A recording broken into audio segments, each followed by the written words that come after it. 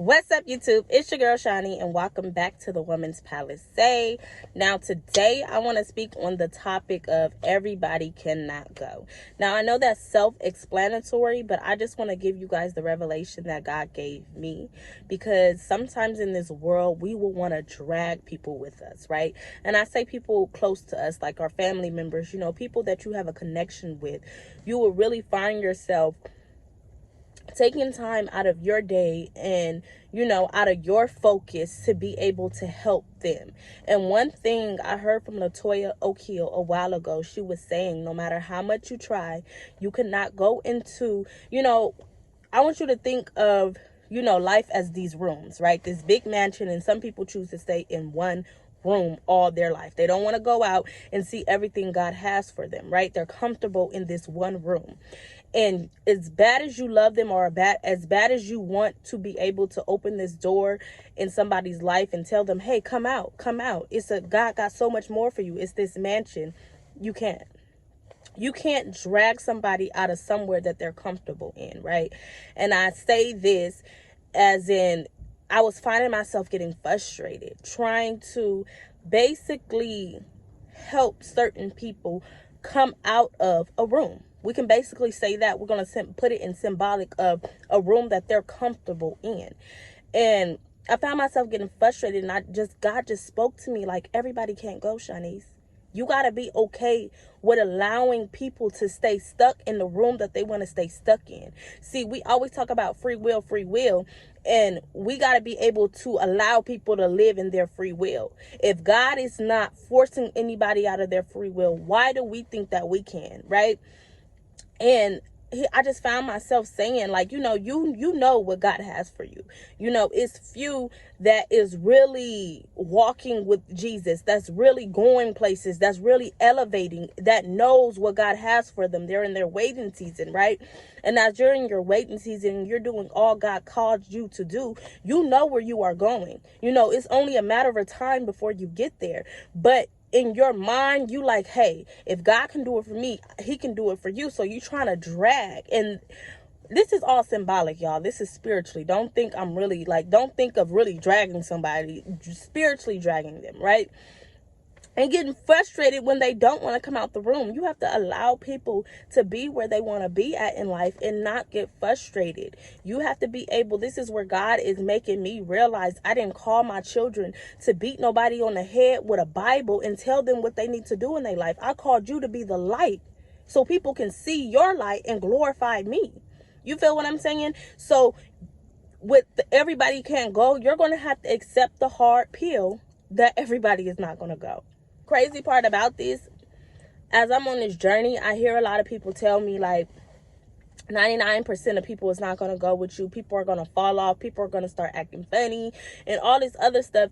And I just feel like sometimes you don't really think it applies to you until you get into that position. Until you get to a point in your life, you be like, them people wasn't lying.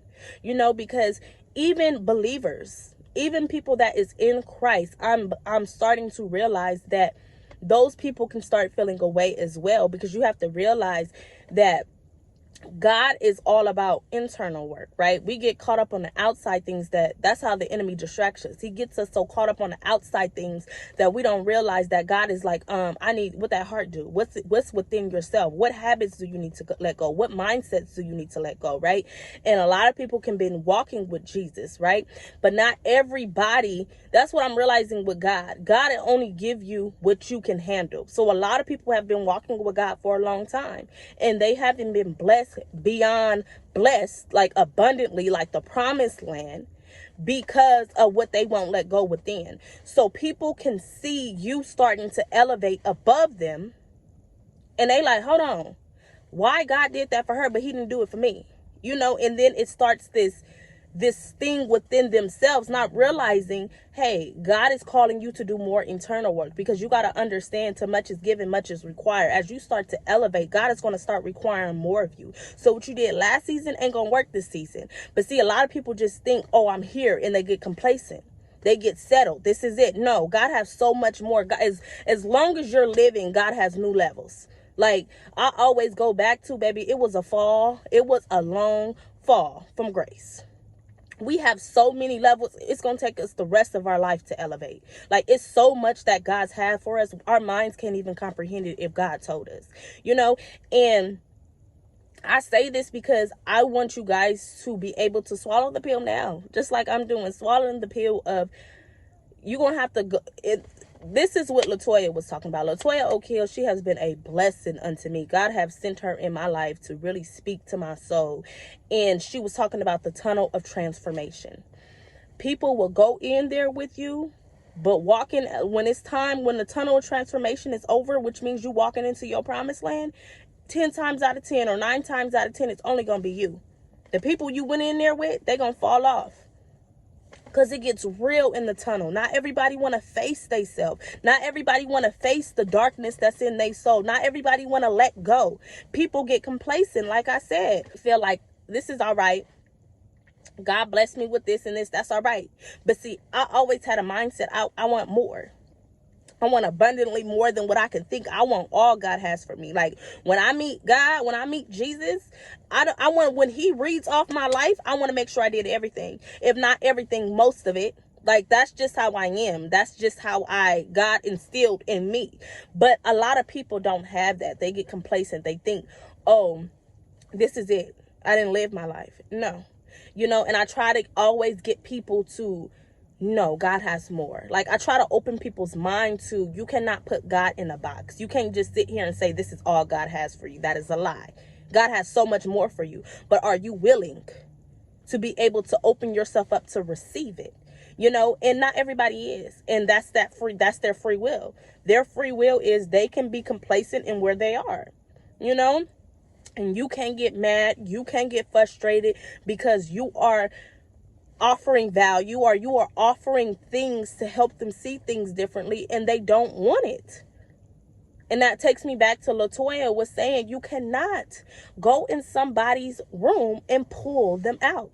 That is a one man's job. That is a one woman's job. They have to be able to put in their mind, something have to spark their mind. Hey, I wonder what's out there. You can't be like, hey, come out. No, you can't.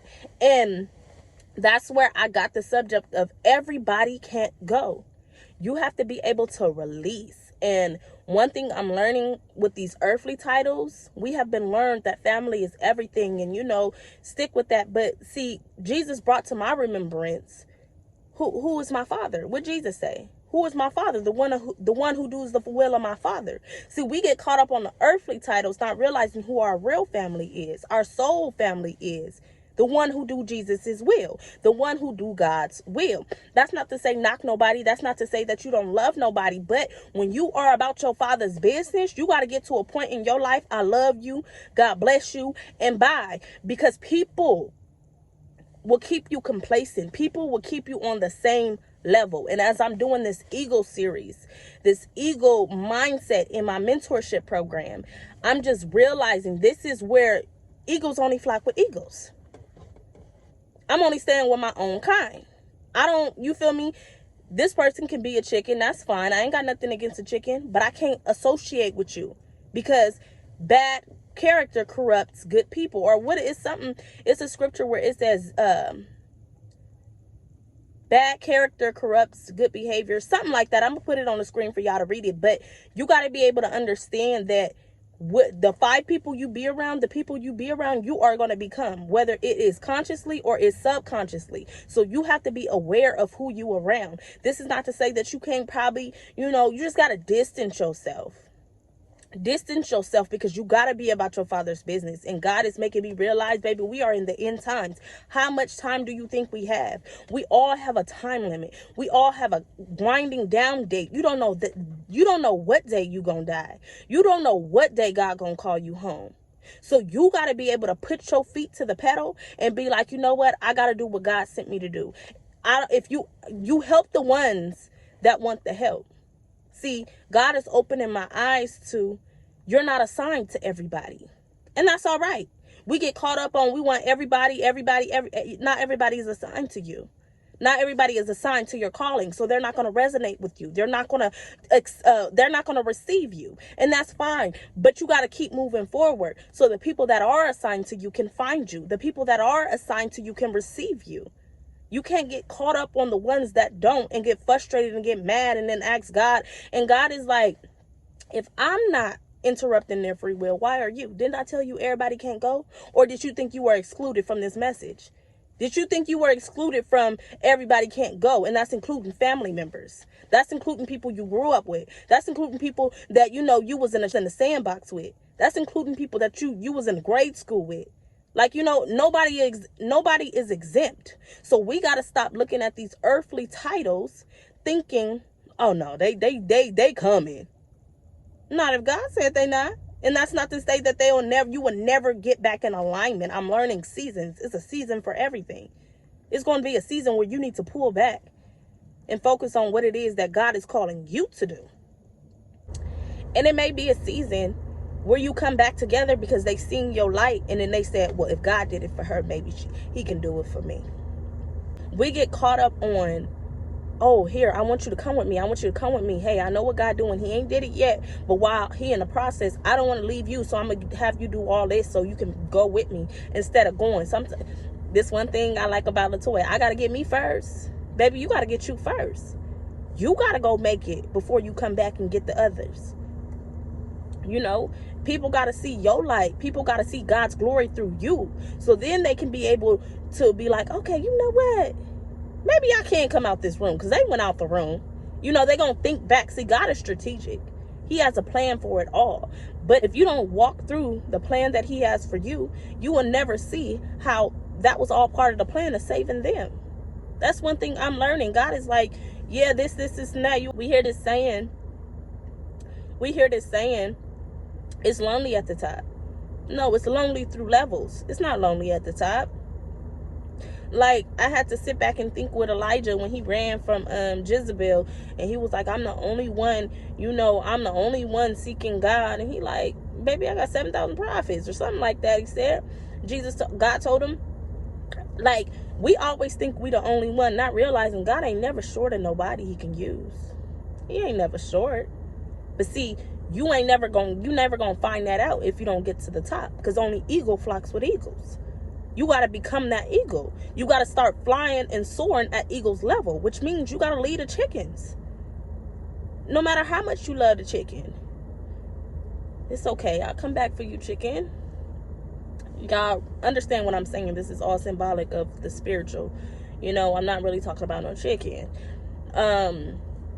But yeah, I just want to let y'all know everybody can't go. And I'm going to be the first to tell you, if ain't nobody told you, everybody can't go. And that is not exempt from family members. That is not exempt from people that you love dearly. You got to be able to understand this stuff is spiritual. And earthly titles ain't got nothing to do with a spiritual battle. The devil doesn't play fair. He does not. He will get into people you love. And that's one thing I always remember. God tells me, the enemy coming from your heart. He ain't using no stranger. He ain't using nobody that can't get, like, you feel me? Think of a stranger coming to you. You don't bypass that. You may be mad, a couple seconds, but you don't like, I don't know them people, whatever. He want to use somebody that's going to hit core. I can't believe that person did that to me. That's how the enemy work. He want to hit your heart where it hurts. Because he know only the pure in heart can see God. But even through it all, the devil meant that for evil, but God is going to use it for the good. So you got to be able to trust God and understand this may be a lonely journey. Definitely. I'm definitely at a point now where, I got a few here and there, but this is a lonely journey. I'm learning to keep my mouth shut because not everybody is going to understand what God is doing in your life. Not everybody is on the level of your faith. Certain things I say, people look at me like, you need to just go get a job. You need to, like, it just doesn't register with them because they're not on that level mentally with God. They haven't got to that faith. They haven't got to that faith level with God to believe that God can do it. You feel what I'm saying? And you got to understand your journey is different. One thing I'm learning, we are trailblazers. What you doing, it haven't been done before. So of course it's going to seem like for you crazy.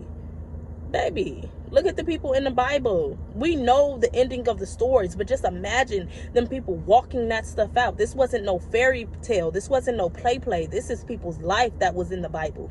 And even though we read it in couples, even though we read it in, in a couple of minutes and we know the beginning from the end, doesn't mean that story played out from the beginning or the end. Them people went through real life.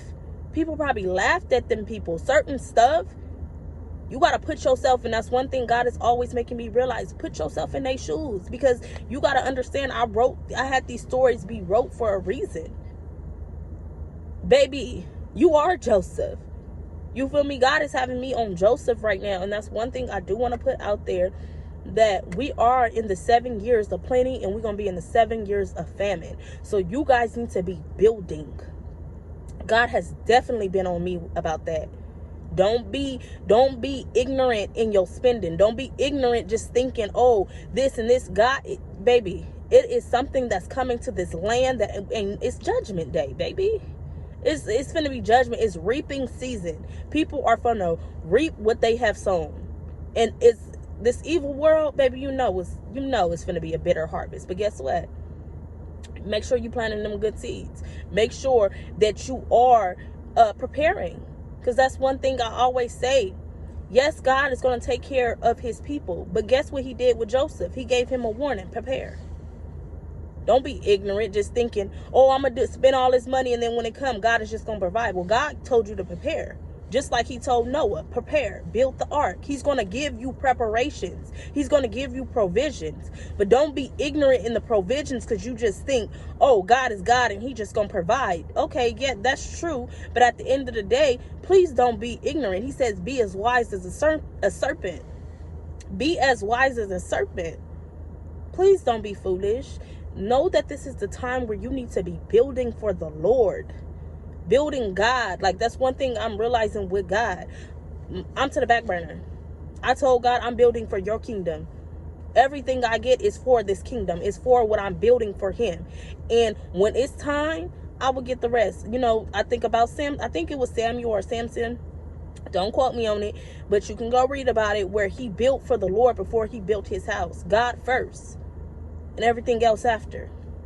So I know this went on a little longer than usual, but I just want to let you guys know and encourage you guys that everybody can't go, but that doesn't mean that you're not going to find people that is your soul tribe, that you're not going to find people that is about your Father's business, that's going to help you excel, that's going to help you propel into your destiny, that's going to help you fulfill all that God is calling you to do.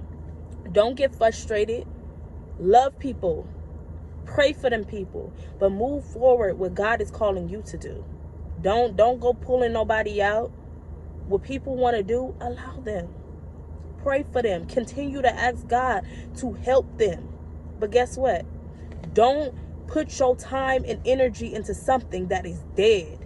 Eagles only eat live prey. So what does that mean? Dead situations, you need to remove yourself. So if that's a dead situation, I love you, God bless you, and bye. Because I got to go amongst the living. I got to go higher. I got to do what God has called me to do. And I can't stay stuck here trying to pull you out of room when you don't want to come out the room. And that's fine. I still love you. I'm going to still pray for you. I'm going to still be there for you to an extent. But guess what? I got to go be about my Father's business. Okay? So go out and be a light in this dark world.